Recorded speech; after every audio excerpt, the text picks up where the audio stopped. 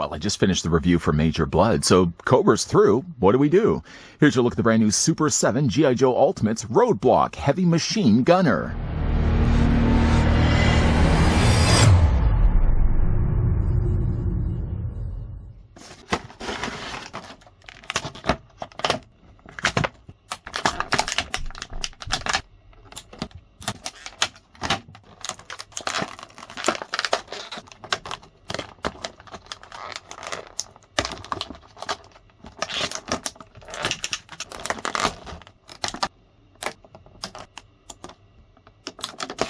He may not look like it, given his muscular physique, but Roadblock is just as capable of whipping up a delicate souffle as whipping Cobra tail. This 7-inch highly articulated G.I. Joe Ultimate's Roadblock features detailed sculpting and premium paint detail inspired by the G.I. Joe animated series, and comes with interchangeable heads and hands and multiple accessories.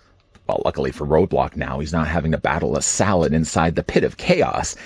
Just before, of course, we get a closer look at the brand new G.I. Joe Ultimate's Roadblock. First, the tape measure is going to tell us that the figure stands at 7 1/4 inches in height, or this Joe is going to stand at 19 centimeters tall. Yeah, speaking of the pit of chaos, one of the unfortunate Joes that were down there with Roadblock happened to be Flint.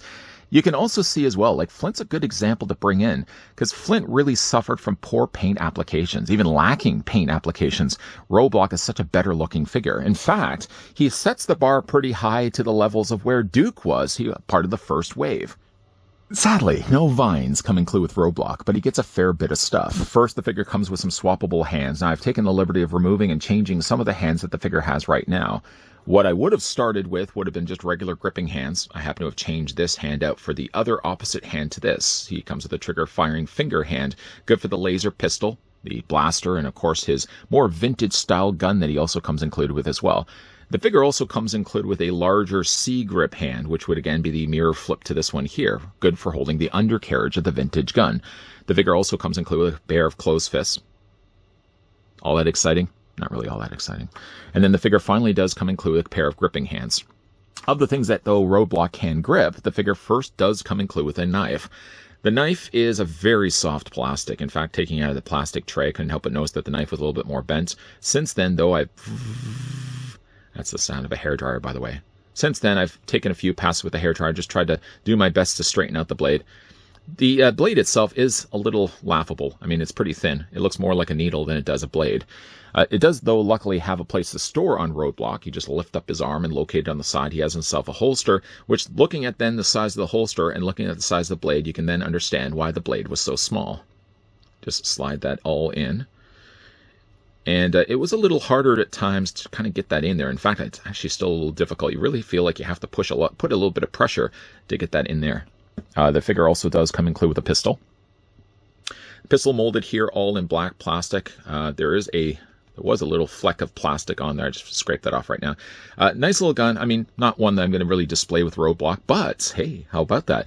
Figure does also have a holster on the adjacent leg. That's the opposite side. That you can take then the pistol and holster that in there as well. So he has storage space basically for everything, except really for the next things. The figure does also come included with a very much G.I. Joe kind of standard issue laser rifle that we get in the cartoon. I think every Joe up to this point, maybe Flint may have been the exception to that. Duke certainly did come with this. I think also Snake Eyes, maybe even Scarlet as well. I don't mind at all that we get extra ones of these. In fact, usually if I want to have them all displayed like the cartoon, I always really display them with the same laser rifle. Of course, this does fit into his hand as well. Being that I did take the time to swap out the hands, just get the hand to hold the rifle. There we go. And you can see, like, it fits perfectly around the trigger. While he's holding this and ready for battle, the figure does also come included, if I give him the stand. Obviously, his vintage gun. Now, I never had the original 80s Roadblock. I had the version 2 Roadblock that kind of was in the later season with Serpentor or Rise, and also, of course, G.I. Joe the movie. This was your face. Remember him down in the sewer with Cobra Commander, or what's left of him at least? Nice little Gatling gun. It's not really, again, a Gatling gun. It's just a very large barreled gun, but he does have, of course, the gun belt there, the bullet belt there on the side. This doesn't attach to anything, though. If you're looking at like the vintage backpack, which is nice to see that they actually included this, I was thinking that there may have been a little slot, a slit somewhere on the side that this could have attached onto, but it really isn't like an ammunition backpack. It's basically just more of a hiking backpack.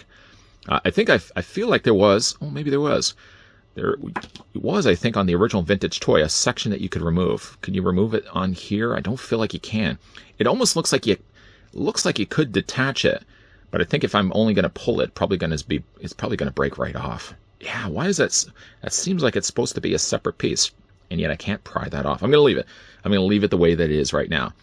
You may notice that there is also a peg. Now, the peg doesn't do really anything for the gun itself, but it does do a lot for the gun's tripod stand.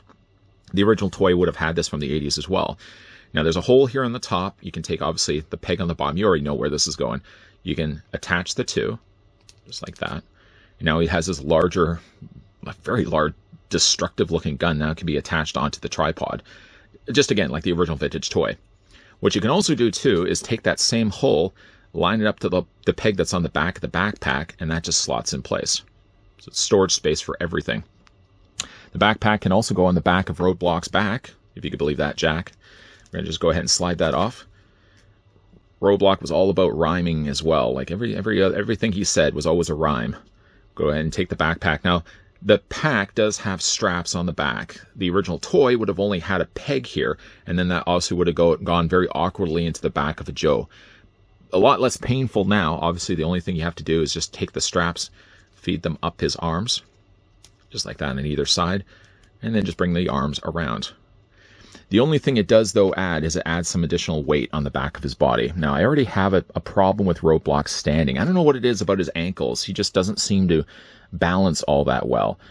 The thing, at least about it, is that all the Joes have pegs on the bottoms of their feet. Peg holes, that is. So if you wanted to, you probably could use yourself a display stand. I might just end up ultimately displaying him with a stand, even though the figure doesn't come included with one. So let's go ahead and actually just take the backpack off right now. With all the work I just finished doing that, let's just take that all off. Strange, really, that the bottom of the backpack looks like it could be removed, but see how it wiggles back and forth? But it definitely looks like if I'm going to pull this off, it's going to potentially break a peg. I'm not saying it isn't removable, because I was kind of fiddling around with it earlier, and I'm like, does that remove? I almost feel like it does. We're going to put that off to the side, though, and the one other thing that Roadblock does also have is obviously two other swappable heads. He does also happen to have a helmet.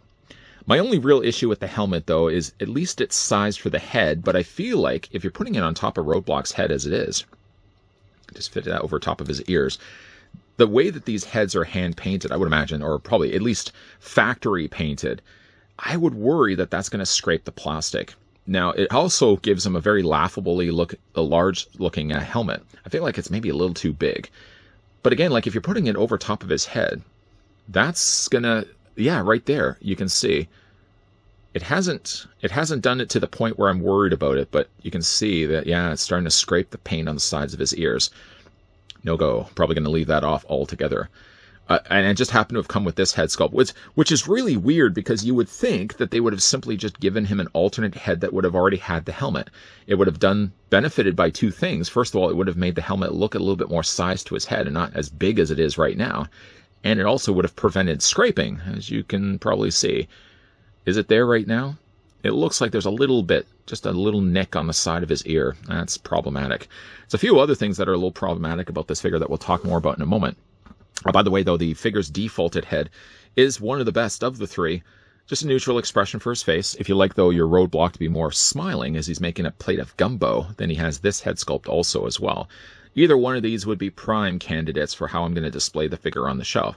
He does also have this head sculpt, which, if anything could be said, this would have been the head I would have just permanently molded the helmet on top of. I don't know why they felt the need to have the helmet separate, or at the very least, I don't think it needed to be as hard of a plastic as this. If they made it a little bit softer, well, who am I kidding? It still looks laughably large on top of Roadblock's head.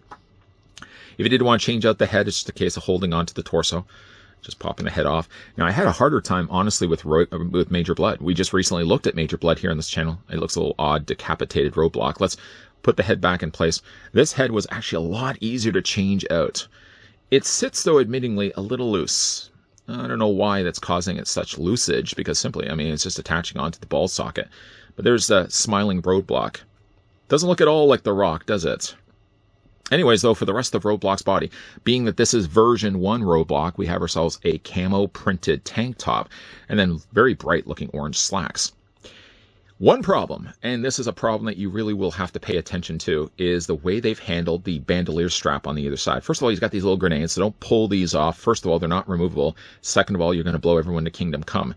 That isn't the issue, although we shouldn't really laugh off grenades. The bigger issue really relies on the lower half of his body here. Roadblock has a ab crunch, which is very tough to bend. He also has a waist swivel. And when I took this guy out of the packaging, the first thing I wanted to do is kind of get an understanding of how everything moved on the figure. And when I got to the abdomen, I started to twist it. And sure enough, this side, as you can see, twists fine.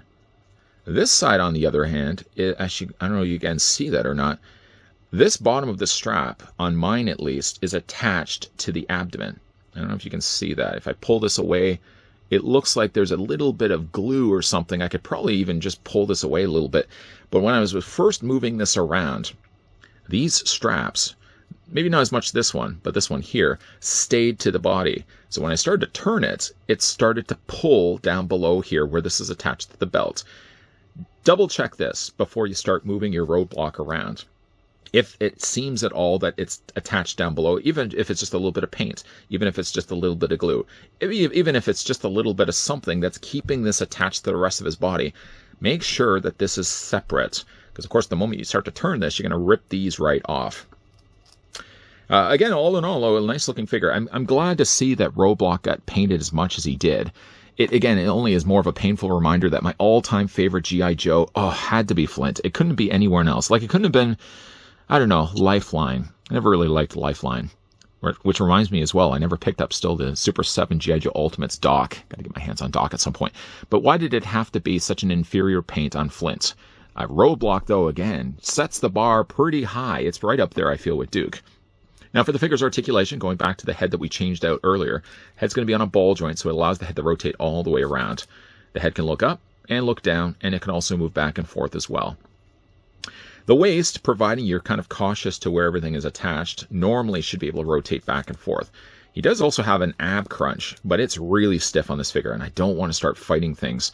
The arms do rotate all the way around, both sides. You can also as well bring Roadblock's arms out. There's a swivel at the bicep. There is, again, only the single hinge on the elbow. I know a lot of people just don't like, why could not Super 7 have not added a double hinge on their elbows, but he only has a single hinge, sad to say, on his elbow, but it allows at least the forearm to rotate, and the hands rotate all the way around.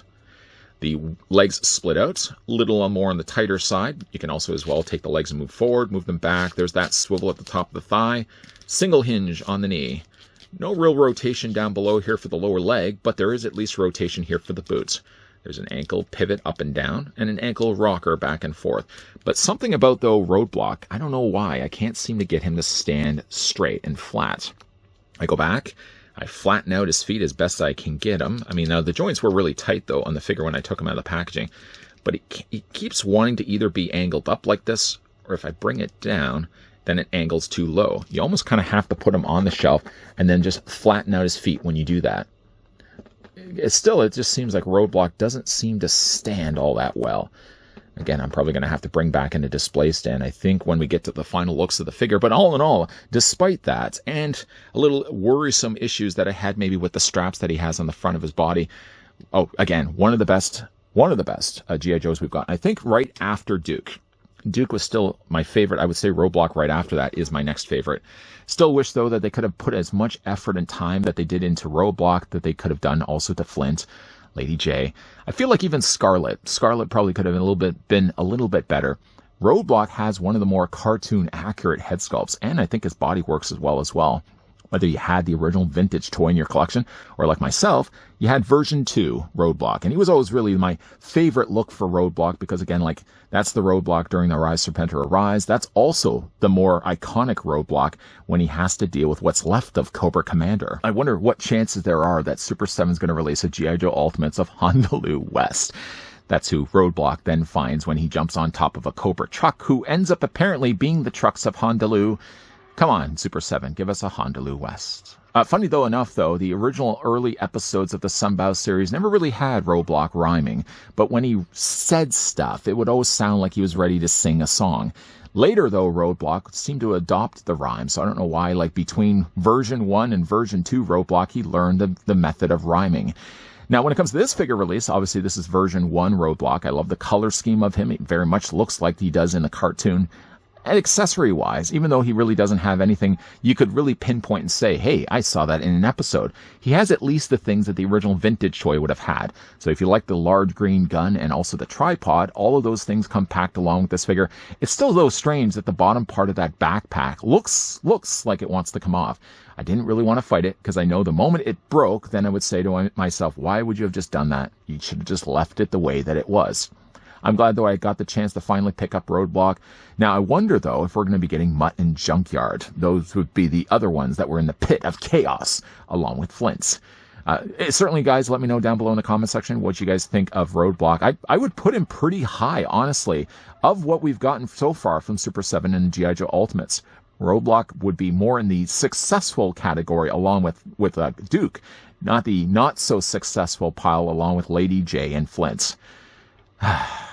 If you guys are interested, though, by the way, to get your hands on Roadblock, he is available right now, as we speak, at Entertainment Earth. I can put the link down below in the video description if you guys are interested. That same link will save you 10% on anything G.I. Joe or otherwise, as long as it's in stock.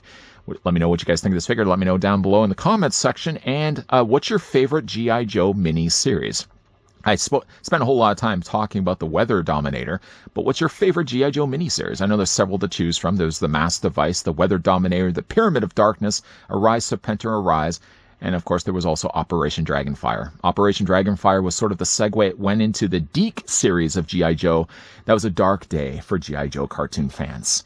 If you guys did enjoy this video, though, do it a solid, throw it a like. You guys want to stick around for more so? I hope so. Hit the subscribe, turn on that bell, and of course come back. As always, thanks for watching. See you guys next time.